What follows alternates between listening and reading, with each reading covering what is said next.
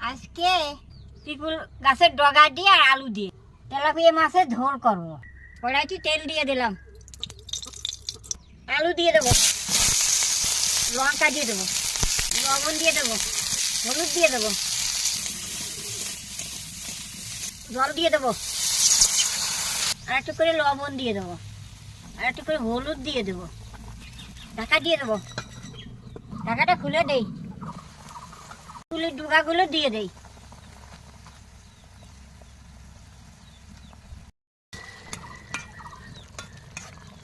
Tilapia মাছ দিয়ে দেবো, নামিয়ে নেবো। সোমবার দেবো তো, তেল দিয়ে দেই, জিরে সোমবারে দিয়ে দেবো, তরকারি দিয়ে দেবো। তরকারি হয়ে গেছে, নামিয়ে নেবো। তেলাপিয়া মাছ দিয়ে পিপুলির তরকারি আমার হয়ে গেছে। ভালো লাগলে লাইক কমেন্ট করে দেবা।